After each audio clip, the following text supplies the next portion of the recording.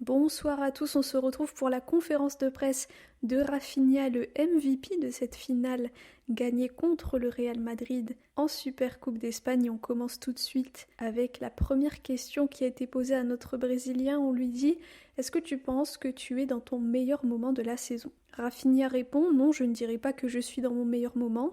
Je suis quelqu'un de très exigeant envers moi-même, mais ce que je peux dire, c'est que j'essaie toujours de donner ce que j'ai de meilleur pour l'équipe. J'essaie d'aider en attaque et en défense et d'apporter ce que je peux apporter. Je suis reconnaissant d'avoir gagné ce trophée de MVP et je pense qu'il y a d'autres joueurs qui auraient pu aussi le gagner.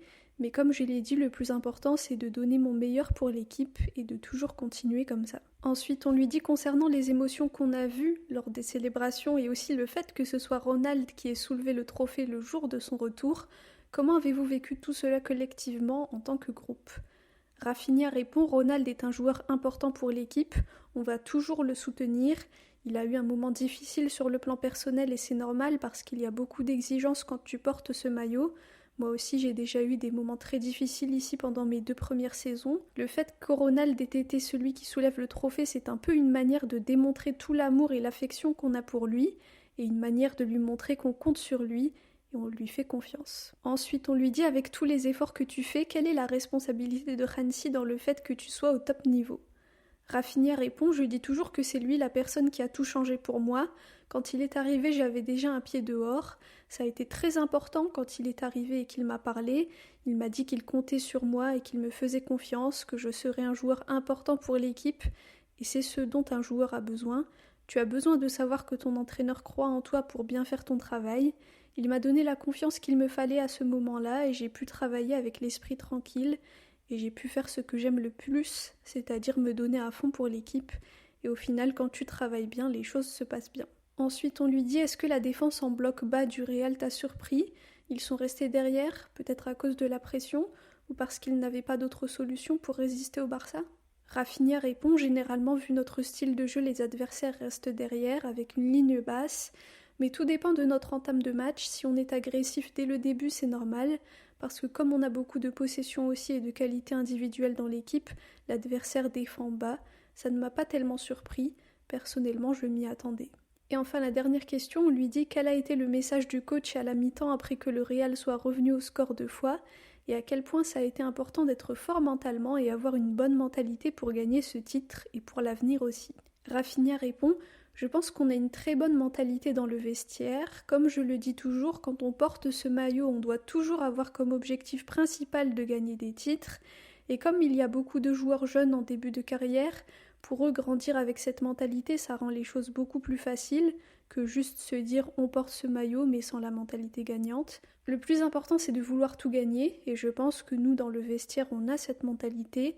On veut gagner tous les titres possibles et je pense que l'équipe va très bien. Voilà pour la conférence de presse de Rafael Diaz Beloli Rafinha, notre Brésilien préféré, après sa super performance contre le Real Madrid dans ce Classico. Un Rafinha qui est vraiment vital pour ce Barça. On a vu à quel point on était en difficulté quand il était absent lors des derniers mois.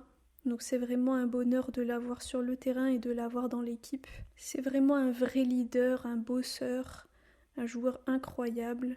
Donc vraiment toute mon admiration pour Rafinha. Dites-moi ce que vous avez pensé de son match et de sa conférence de presse. On a vu des belles images aussi de la célébration dans les vestiaires avec les joueurs qui dansent, etc. Donc c'est super à voir. Et c'est toujours un plaisir de gagner contre le Real Madrid parce que comme je vous l'avais dit et comme l'avait dit Gérard Piqué, les bons finissent toujours par triompher. Et là on voit que le beau jeu, l'art, le football, les valeurs ont encore une fois triomphé sur tout ce que représente le Real Madrid de négatif. Donc voilà, premier titre de la saison, c'est bien pour la confiance, c'est bien aussi pour mettre un coup de massue sur un Real Madrid déjà souffrant. On espère que ça va leur mettre un coup au moral et qu'ils auront du mal pour la suite de la Liga. Et puis aussi pour la Copa et les autres compétitions. Voilà. Et puis évidemment, puisqu'on a gagné, il faut s'attendre encore une fois à ce qu'ils brandissent la fameuse affaire Negreira. Une affaire d'ailleurs dans laquelle ils n'ont aucune preuve, mais qu'ils aiment bien brandir ça et là. pour un peu détourner l'attention de la mauvaise gestion de leur club. Voilà, merci à tous pour votre écoute, pour vos commentaires, et comme toujours, visca el Barça et visca Catalunya!